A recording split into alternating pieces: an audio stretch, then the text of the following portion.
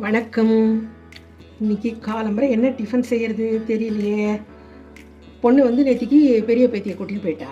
நீங்கள் 3 பேர் தானம்மா, ஒன்றும் காலம்பரை கஷ்டப்படாத, ப்ரெட்டை வாங்கி வைக்கிறேன்னு சொல்லிட்டு அவள் வழங்கி வச்சுட்டு போயிட்டா. எனக்கு எழுந்துக்கவே லேட்டு, 2 நாள் அலைஞ்சதெல்லாம் உடம்பு முடியல. சரி இப்போ ப்ரெட்டை ரோஸ்ட் பண்ணி கொடுத்துலான்னு போய் துவையல் டப்பாவை எடுத்தா காலி. துவையல் இல்லாமல் அவர் ஸ்வீட்டெல்லாம் போட்டுக்க மாட்டார், ஜாமெல்லாம். என்ன பண்ணலாம்? ஃப்ரிட்ஜை திறந்தால் அதில் கேப்சிகம் கேரட்டு எல்லாம் இருந்தது. இப்போ வந்து ஒரு வெங்காயத்தை எடுத்து பொடியாக நறுக்கிட்டேன், கேப்சிகத்தை குட்டி குட்டியாக நறுக்கிட்டேன். எப்பயுமே இவளுக்கெல்லாம் மிளகாயெல்லாம் கண்ணால் பார்த்தாலே உரைக்கும். குட்டி குட்டியாக நறுக்கினா வாயில் ஆமிட்டுட்டு அது உரைக்கிறதுன்னு சொல்லுவாளேன்னு நீட்டமாக தான் வகுந்து வச்சுப்பேன். உப்புமா பண்ணினோன்னா அது தூக்கி கீழே வச்சுட்டு தான் தட்டில் டிஃபனை வைப்பேன். அப்புறம் இஞ்சி, கொஞ்சம் கருவேப்பிலையும் பொறுக்கி வைப்பான்னு அதையும் கத்திரிக்கோளால் குட்டி குட்டியாக கட் பண்ணிவிடுவேன். இதெல்லாம் ரெடி பண்ணி வச்சுட்டாச்சு. அப்புறம் ப்ரெட்டை எடுத்து குட்டி குட்டியாக ஸ்கொயராக ப்ரெட்டை கட் பண்ணியாச்சு. இப்போ கொஞ்சம் ப்ரெட்டாக இருந்தால் ஒரு தடவை இதை வதக்கிட்டு இது போடலாம். நிறையா ப்ரெட் இருக்கிறதுனால வதங்காது. அதனால் என்ன பண்ணணும், பெரிய எலுப்பச்சட்டியில் கொஞ்சம் உண்டுன்னு நெய்யை விடணும். விட்டுட்டோமா? நிறையா விட்டாச்சு. இப்போ அதில் இந்த ப்ரெட்டை போடணும் கொஞ்சம் கொஞ்சமாக. முதல்ல சிம் பண்ணிக்கிறேன். பேர் தான் நிறையா இருக்கிற மாதிரி இருக்க ஒழிய எப்பயுமே இதுவும் எங்கள் பெரிய அக்கா சொல்லி கொடுத்த ரெசிபி தான். நான் பாம்பேயில் இருக்கிறதே அக்கா வைக்கிற அக்கா ப்ரெட் உப்புமா பண்ணி தருவாள். அப்போலேருந்தே எனக்கு பிடிக்கும். அது எத்தனை ப்ரெட் உப்புமா பண்ணாலும் என் குழந்தையெல்லாம் குழந்தையா இருக்கிறது எனக்கு வந்து எப்பயுமே சட்டி மட்டும்தான் மிச்சம். இப்போ ப்ரெட்டை லேசாக ஒரு கலர் சிம்மில் வச்சுட்டு அது வந்து நெய்யில் மெதுவாக ரோஸ்ட் ஆகட்டும், அவசரமே இல்லை. இப்போ இந்த எலுப்பச்சட்டி எடுத்து இதில் எண்ணெய் விடணும். எண்ணெய் விட்டாமல் ரொம்ப தேவையில்லை, கொஞ்சம் எண்ணெய் விட்டால் போதும். என்ன அவசரத்தில் நான் அடுப்பை பற்ற விடாமல் வேலை செய்வேன், ரொம்ப கெட்டிக்காரி இல்லை. இப்போ வந்து எண்ணெய் காயட்டும். எண்ணெய் கொஞ்சம் காயிற வரைக்கும் இந்த ப்ரெட்டை நம்ம காய விட்டுக்கலாம். எண்ணெயை காய வச்சாச்சு. அதில் கடுகு போட வேண்டாம், சீரகத்தை போடுவோம். நம்ம சமையல் எல்லாத்துலேயுமே சீரகம் சேர்த்துக்கிறது ரொம்ப நல்லது. அதோட பேரை பாருங்க, சீரகம். அது வயத்தை சரி பண்ணுமா. அது ரொம்ப போட்டால் கசந்து போய்டும், அது வேறு விஷயம். கொஞ்சம் சீரகம் போட்டாச்சு. போட்டுட்டு காரம் வேண்டாம்னு சொல்லியிருக்கேன், இருந்தாலும் வாசனைக்கு ஒரு துளி மிளகு பொடி.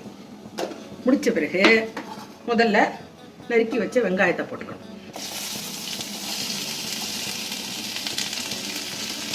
இது லேசாக ஒரு பரட்டிட்டு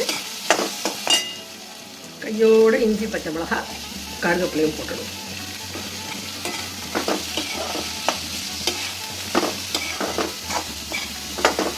அடடா, கடலைப்பருப்பு போடலாம், அதுக்கு மறந்து போயிட்டேன்.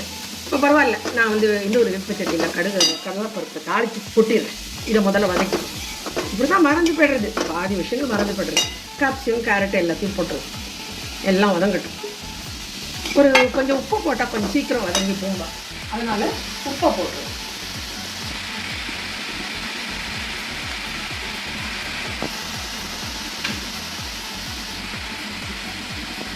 கொஞ்சமாக தான் போடணும், உப்பு ரொம்ப போட வேண்டாம். கலர் வேணும்னா கொஞ்சம் அழகாக இருக்குங்கிறதுக்காக லைட்டாக இது கடைசியாக முடிக்கிறது. ப்ரெட்டு கொஞ்சம் ரோஸ்ட் ஆனோன்னா அது மேலே ஒரு 1/2 ஸ்பூன் சர்க்கரையை தூவி விடணும். அப்போ தான் அந்த ப்ரெட்டுக்கு ஒரு ஸ்வீட் வந்தால் தான் அது டேஸ்ட்டாக இருக்கும். சரி, இது இப்படியே கொஞ்சம் நாள் வதங்கட்டும். வதங்கிட்டு இருக்கு.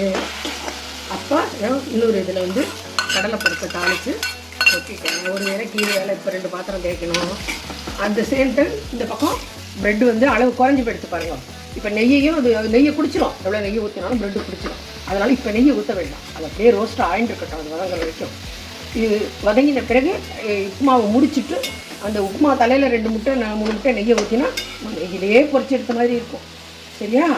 இன்னும் ஒரு 10 நிமிஷம் இருக்கணும். அதெல்லாம் கடலைப்பருப்பையும் போட்டு அதை நல்லா சூடாக நல்லா பச்சை வாசனை, வெங்காயம்லாம் காய்ச்சிகள்லாம் வதங்கி ப்ரெட் உப்புமா பண்ணி தட்டில் எடுத்து வச்சா அது பறந்து போயிடும், காணா போயிடும்.